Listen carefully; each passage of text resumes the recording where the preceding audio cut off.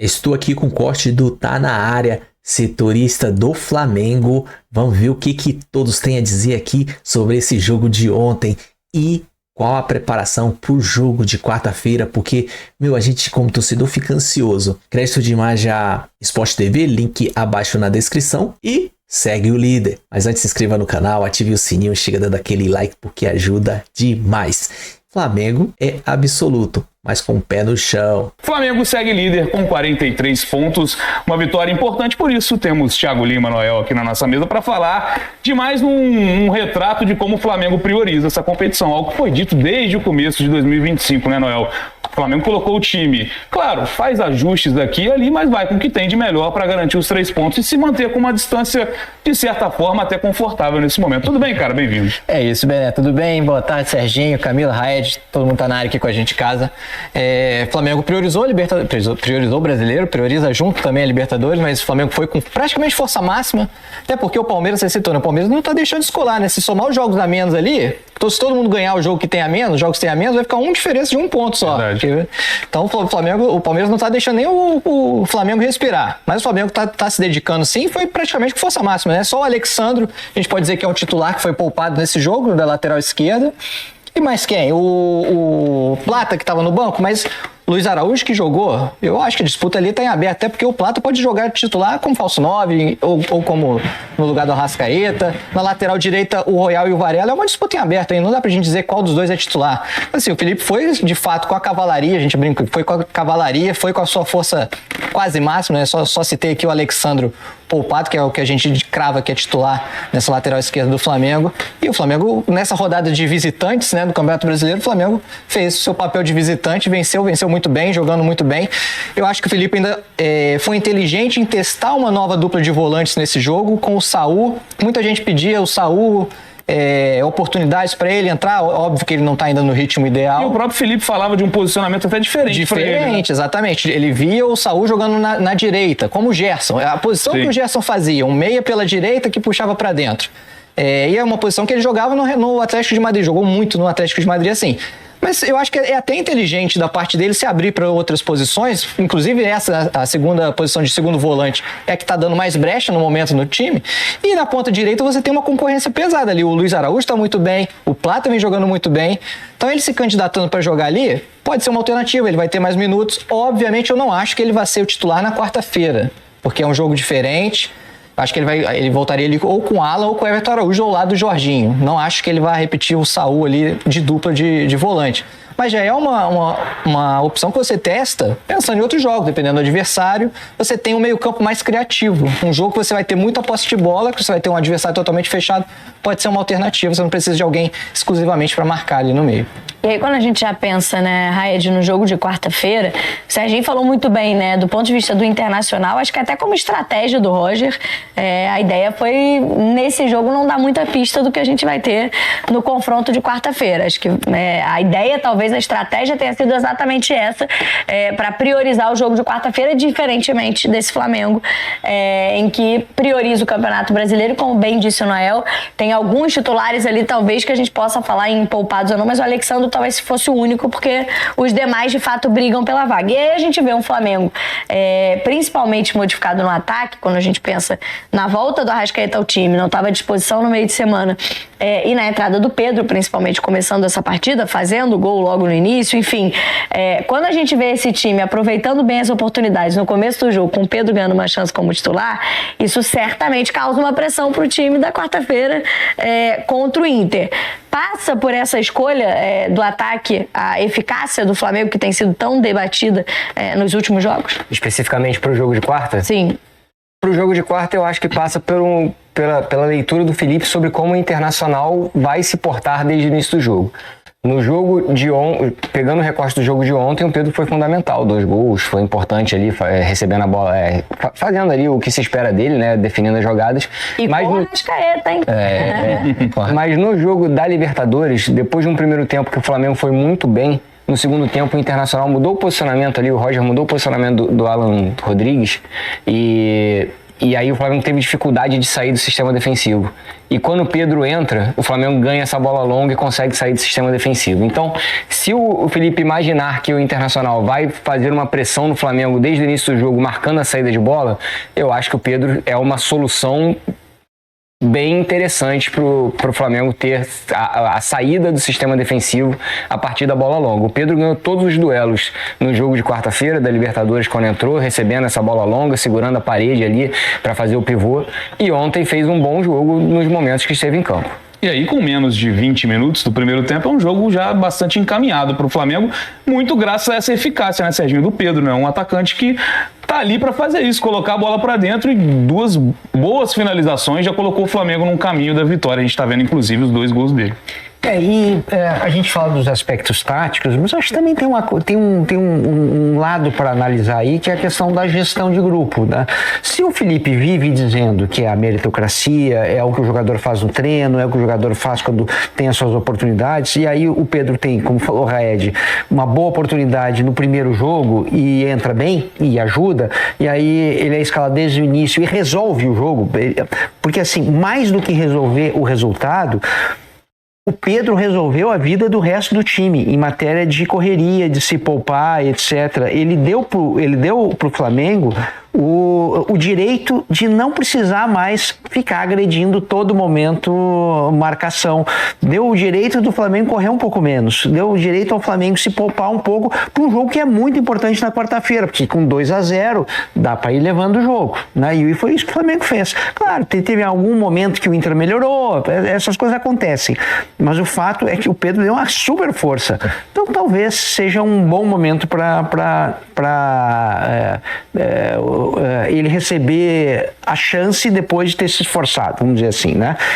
Ele ter aproveitado o perdão que ele teve, né? Por aí vai. Então acho que essas coisas todas entram num ambiente de um clube. É uma possibilidade. Porém, né? Pedro e Arrascaeta, essa combinação aí foi a combinação que não vinha dando muito certo. Então tem esses 2 lados. Quarta-feira a gente vê.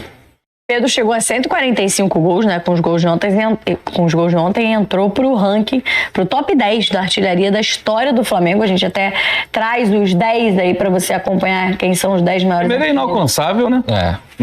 Não. Ninguém chega mais lá, né? 508 gols, tem o Zico, maior artilheiro da história rubro-negra.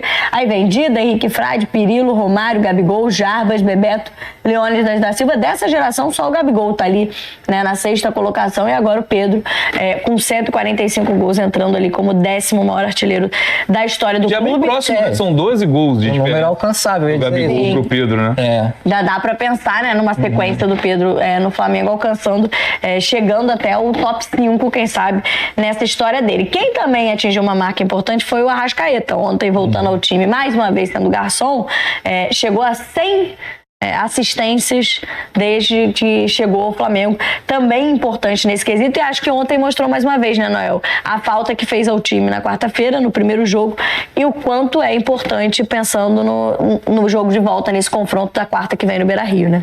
Não, demais. É impressionante como essa temporada que o Arrascaeta faz, no mesmo nível de 2019, a gente pode falar em números, assim, é impressionante como ele vem jogando, mesmo 6, 7 anos depois, né? Isso até depois de umas oscilações, né, Noel? Nas últimas temporadas. Por conta de problemas físicos. Exatamente. Em alguns momentos. E é algo que a gente não vê esse ano, ele ter problemas físicos, né?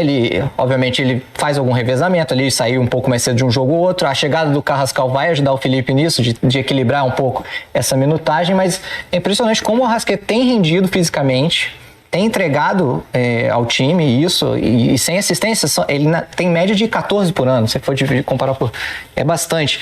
E ele jogando com o Pedro é algo que a gente tem que ver se vai de fato firmar. O Serginho lembrou bem, o Felipe já deu essa amostra, né, de jogar um ou outro. Mas eles podem, obviamente, jogar juntos, eles demonstraram isso ontem, né? Depende do adversário, depende da estratégia, né? A estratégia que o Felipe Luiz vai adotar, mas eles podem jogar juntos. O Pedro mesmo, a gente vê nos últimos jogos, a gente não viu o Pedro finalizar. Ter chance de finalizar. E aí, um jogo desse, o Arrascaeta dá uma assistência para ele. O Arrascaeta, ele aumenta a criação do time. Obviamente, ele é muito técnico, ele é muito qualificado. Sem contar os outros meio-campo. O Jorginho, por exemplo, é outro que desfila em campo, né? Com seus 33 anos, ele joga uma barbaridade. O Saúl foi muito bem. Mas, assim, são nomes que o Flamengo tem da geração de 19, que, inclusive, ele jogou uma camisa pro torcedor do Inter ontem, a transmissão mostra, né? Assim, o torcedor do Inter pediu, ele joga a camisa... Assim, um cara torcedor do Inter que tem o Arrascaeta como ídolo. Algo que a gente vê, por exemplo, com o Neymar, muitas vezes tem torcedor que vai ao estádio ver Neymar.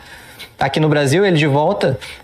Tem jogador que transcende o clube, né? Ele desperta essa admiração até de torcedores rivais. A gente viu esse caso do Arrascaeta ontem no Beira-Rio. Ele de fato é um jogador importantíssimo e eu lembro do jogo de ida, depois do jogo que acaba o jogo, vai pra coletiva, a imprensa gaúcha perguntando ao Roger Machado, que é o visitante da coletiva primeiro na Libertadores, né? Todo mundo perguntava pro Roger Machado como é que você vai fazer pro jogo de volta quando vai ter a volta do Arrascaeta no Flamengo. Então, assim, já é algo que eles já estão pensando desde o primeiro jogo, né? E com certeza é uma preocupação grande para eles. Não, e vale muito valorizar enquanto ele ainda tá por aqui, ainda tá jogando, porque é muito diferenciado, né? Fazer o que você falou durante tantas temporadas ser tão diferente, acho que o Flamengo também preenche uma checklist de um time campeão, de um time que vai brigar todo ano, né, Raed? Porque nesse momento a gente tem, claro, o Pedro tá voltando, mas é um camisa 9 que poucos times têm. O camisa 10, o nível do Arrascaeta, acho que dificilmente você vai achar outro no futebol brasileiro. Claro que tem outros que também têm bons momentos, mas é um time que tem um baita técnico, tudo bem que no começo da carreira, mas está se mostrando um grande treinador, um time bem treinado, com o elenco. E aí, quando precisa também da bola parada, como foi no primeiro jogo contra o Internacional, também funciona, também tem funcionado. Então, o Flamengo junta muitos aspectos de um time que vai brigar em duas frentes. O Flamengo tem todos os aspectos que você citou aí, são aspectos importantíssimos para um time que, nesse momento, até aqui, desde a gestão, o Felipe Luiz começou até hoje, dia 18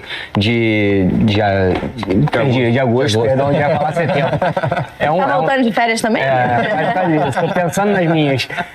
É um Flamengo que, em todas as partidas, é um Flamengo competitivo, dominante, cheio de talento individual para decidir, com recurso de bola parada, e quando você faz esse somatório inteiro, principalmente na regularidade dos pontos corridos, você acaba tendo um time que você imagina que vai chegar para brigar pelo título. O Flamengo é o líder do campeonato, com o primeiro turno, né, terminou na liderança.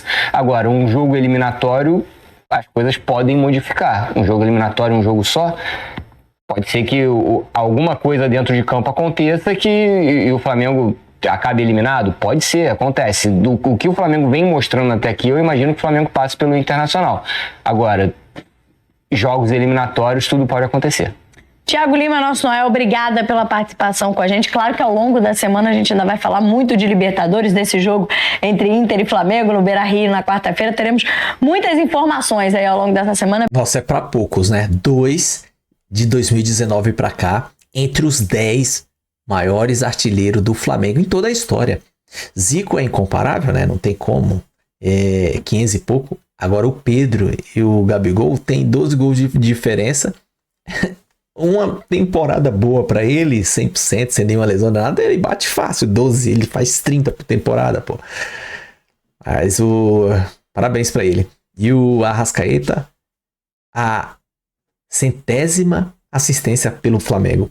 Pô, cara é diferente. E vamos ver como é que vai ser esse jogo de volta, porque promete, vai ser um jogaço. Como o professor Unzelt falou, é difícil fazer gol no Flamengo, mas é tão difícil como não sofrer gol do Flamengo. E aí, como é que você acha? Eu acho que a gente ainda vai ganhar lá dentro, vai pôr um time rápido. Eu acho que o Alexandre não entra. Talvez ele entra, talvez sim. Porque quando for para defender, ele vai lá e recua e se transforma em 3 zagueiros. Talvez é isso que o Felipe tá pensando, eu não sei. Possa ser. Dúvidas. Algumas. Mas se for para atacar e ir para cima, acho que se tivesse 0-0, quem entraria era o Ayrton Lucas. Velocidade. Nem um trintão ali. Você tira pelo aquele gol de ontem. O Saúl ficou revoltado que levou um gol, eu também. E eu acho que o Danilo moscou ali. Aqueles caras que vêm sempre do DM. Em recuperação parece que fica mais lento. Mas enfim, o vídeo é isso aí. Se gostou, se inscreva no canal, ative o sininho, chega dando aquele like, compartilha, comenta. Vamos interagir, tamo junto, até a próxima. Saudações rubro-negra.